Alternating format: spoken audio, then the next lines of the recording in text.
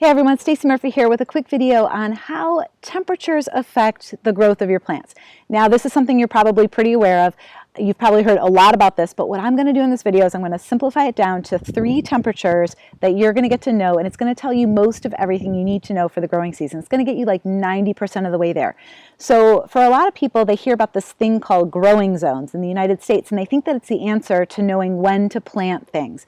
But it's not necessarily true, because you can be in one part of the country and your planting dates might be somewhere in April, and in another part of the country they might have the exact same growing zone and they have a totally different first planting date. And that's because the growing zones only tell you the average minimum temperature of the year. So if your area goes down to, let's say, negative 15 degrees Fahrenheit and somebody else's does too, then you're considered in the same growing zone. But it doesn't tell you when the temperatures go below 0, which is important to know. So let's talk about the 3 temperatures that you need to know for your garden in order to set up your planting dates and to create your calendar for planting. So the first date is what we just talked about. It's, does your area go through a frost, and when is that? So a frost, let's say, I would go a couple of degrees above a frost. So let's say 40 degrees Fahrenheit or like 3 degrees Celsius. So know when your average date is for when that first frost of the year occurs and when the first thaw of the year is. And if you're in the United States, you can go to the Farmer's Almanac and it's going to give you those dates. It's a really great website. So you can type in your zip code and get it. And usually if you're anywhere in the world, you can usually Google first frost dates, last frost dates, and your city, and you can get close to the answer. So you want to get close. Keep in mind, weather happens.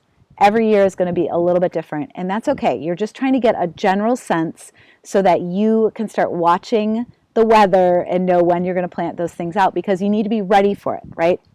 So that's the first date. This is one that most people know they need to be aware of, and it's why growing zones has become an important way for people to decide what plants to grow, is because people who are in similar planting zones, they get down to the same minimum temperature. So that's one temperature to know. All right, but more importantly, here's the temperatures that nobody talks about that I think are more important to know. So you want to know when your area gets down to below 50 degrees Fahrenheit at night, sometimes even 55 degrees Fahrenheit at night. So somewhere in that window, keeping in mind weather happens. And so what you want to do is watch your forecasts. And if you're in a city, the forecast might be very similar, because the forecast usually takes into account, they measure it in the cities. If you're out somewhere away from the city and the temperature is measured in the city, your temperatures might be a little bit different. So you might want to get yourself your own thermometer to be watching on a regular basis. So what you want to do is watch the trend for when the temperatures start to go down and when they start to dip below 55 degrees Fahrenheit at night. And here's why. Our precious hot weather plants like tomatoes and peppers and eggplant and all those things, what happens below those temperatures is that the foliage might grow, the plants might grow, which is why I put my tomatoes out in the spring before the temperatures are above 55 degrees, because the plant growth will happen.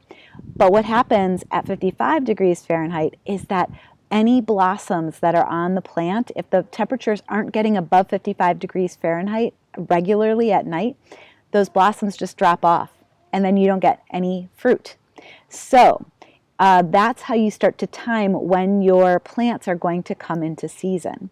All right, so right now, you can't see it, but off camera, I've got this tomato plant over here, and I'm in the middle of winter right now, and my temperatures are regularly below 55 degrees, but I'm keeping this around because when the temperatures do get above 55 degrees, this plant is already mature and it's going to just start producing fruit like crazy, right? And over here, now here's an interesting one. This is my pepper plant back here, and these orange peppers, I don't know if they'll show up as orange on this camera or not, but so it's been, right now it's December 18th, and this pepper plant has been around all summer, and what happened is we got a spell of really warm weather for like a week, and there was a ton of blossoms on this thing that got pollinated, and so now it's taking a while for them to mature. It takes like 30 days for them to mature into fruit. So this happened about 30 days ago. This happened a little bit before Thanksgiving, and I was like, hallelujah, I'm going to have some awesome peppers in about a month. So this is really cool. They're finally growing in and maturing, and it doesn't matter that the temperatures have been going below 55 degrees at night now, because it was already pollinated. So they're going to mature to full maturity. All right, so 55 degrees Fahrenheit, that is when blossoms start to fall off and you won't see fruit. But if you have temperatures above 55, those things will pollinate and turn into fruit. So it's an important temperature to remember. The next temperature that's important to remember is 85 degrees Fahrenheit at night on a regular basis. And it's for the opposite reason. So what happens to a tomato plant and a pepper plant above these temperatures? If the temperatures are going above 85 degrees at night and they're not getting a break, then what can happen is the pollen grains can explode inside of the plants and you won't get your precious fruit. So if your temperatures, it's okay if it's like 100 during the daytime, as long as the night it's getting below 85 degrees, you're giving those plants a little bit of a break. And you might notice that they do slow down a little bit at those really hot daytime temperatures because they might not be cooling off enough. You can put a little bit of shade cloth if you're in the desert, wherever you are, you're getting, it's not like you can get too much sun, but you can get too much heat. And so that's what I want you to remember. So those are the 3 temperatures that I want you to remember. It's how you can plan your schedule for the season and know how to time those hot weather crops so that you get the most. And I'm specifically speaking of tomatoes, peppers, eggplant, tomatillos. Did I say tomatoes? I'll say them again because it's one of the most important crops that everybody talks about. But those are the crops that the pollen and the flowers is very temperature sensitive. So they're important temperatures to remember. All right, so what I want you to do is, here's your homework.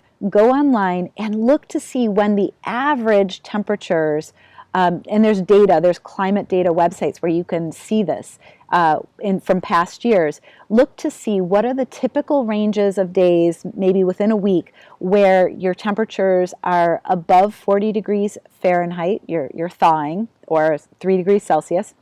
55 degrees Fahrenheit at nighttime, which I think is around 13 degrees Celsius. I have to double check that. And look to see when you are 85 degrees Fahrenheit at night or above. And then you want to start to watch those hot weather crops too. And that's Fahrenheit. Okay, so that's your homework. Go take a look at that. And post below, just share your experience around temperatures with other growers so they can get a sense of how this plays out in your garden. It's going to play out differently depending on if you are in the mountains where you have very strange climatic conditions, or if you're in a hot desert, or if you are in the Florida, super hot and humid season, or if you're in the Northeast where you have a season that's very predictable. So post your comments below and share so that other people can learn from you as well. All right, love you guys. See you in the next video.